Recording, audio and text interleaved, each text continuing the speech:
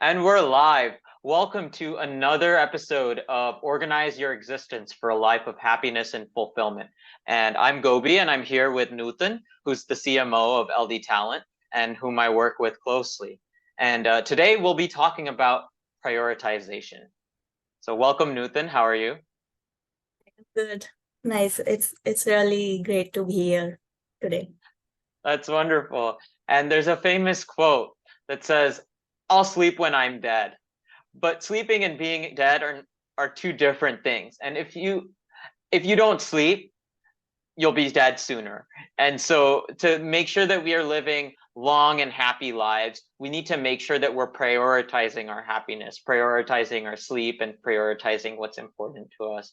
And Nuthan, why did you choose this topic, and why does this resonate with you?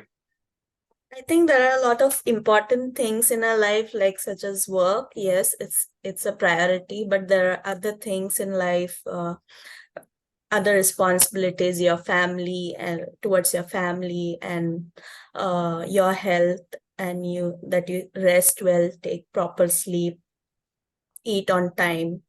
I think these are some of the priorities in life. Yeah, I think I've learned a lot from you about these things. You know, Newton and I, we would work on these amazing marketing campaigns for LD Talent. And one of the things I learned is that we need to be smart about the way we organize the work, the way we delegate the work, so that what we achieve is both sustainable and effective. And so I think I've learned that's something that like I've been quite humbled by and learned a lot from you about how do we organize this work better, how do we make it more effective. So one of the things that I learned from a happiness course, from BK Shivani videos, from the happiness course from ISB out of Hyderabad, it's taught by Raj, I think is that we should prioritize but not chase happiness. So one of the things is this dispassionate pursuit of passion. So we want to enjoy running a new script that we've developed or building a new SEO campaign.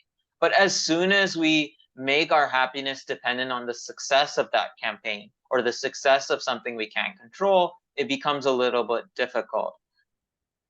It's nice to get good sleep, but if you cannot fall asleep at night, then what can you do the next day to make sure you still are making the best of every situation? For me, say I got to bed on time, but I couldn't fall asleep due to stress. The next day, I might treat myself to a tea or stretch or even work lying down with a clipboard rather than on my computer to reward myself that, at least I got to bed on time. And even though I didn't have the ability to sleep on time because I just didn't fall asleep, I still am making the most of each situation and prioritizing my happiness. I'm curious if you have any sort of strategies for your ability to prioritize your happiness, Nathan. I think first I would try to figure out if there is a solution to all these problems. If not, I'll reach out to my team or anyone who can help me with this situation and not like burden myself with this and be stressed at that moment, and reach out to someone who can help you with this. Yeah, that's really cool. And I guess the more team members you have, the more people you have to be able to reach out to. Yeah, uh, I think that's helpful. I found that delegation often helps a little bit. There's only so much we can handle. Uh, it has to be balanced. I think another thing that comes up is saying I'll be happy after. So I'll be happy after I am successful. I'll be happy after LD Talent is successful. I'll be happy after we get more customers or investors or talent on our platform. Is always this I'll be happy after mentality that kind of screws us. Because if we make it our happiness a function of what we can't control, then we'll basically be happy when we're at the deathbed. Does that really make sense? I'll be happy after I go to Disneyland. I'll be happy after I go to Antarctica. And then once we do those things, we're still not happy. So I'm curious if you've ever felt this sort of emotion and what your thoughts are on that. Yes, yeah, that's true. I mean, you don't know if this is really going to happen in future. It's good to have long-term goals, but it's good to prioritize short-term goals. Have like each day have some goal. Okay, if I do this today, this will make me happy. So try doing one at a time. Like don't chase for the long-term goals. Then get stressed that I'm not successful and things like that, because that will definitely disappoint you.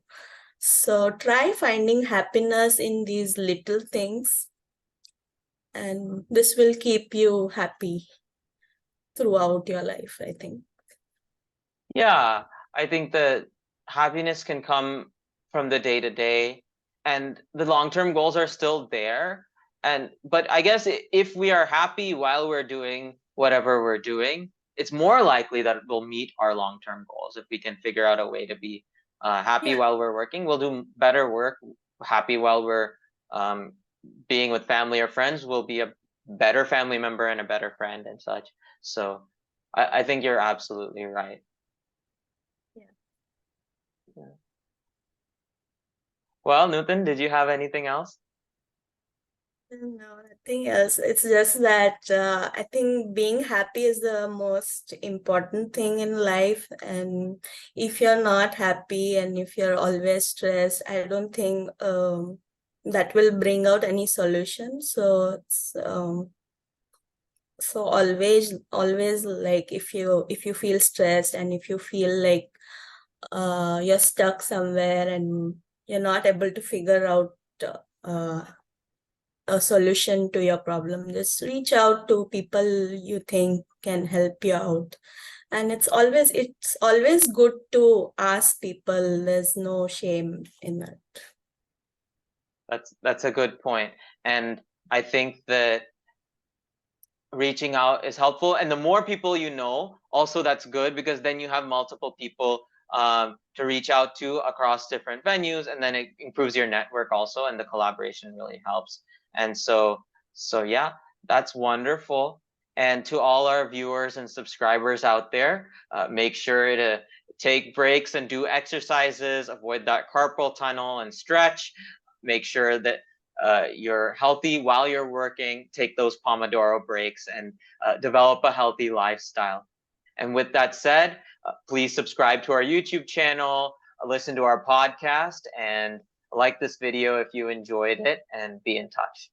Take care. Bye, take care.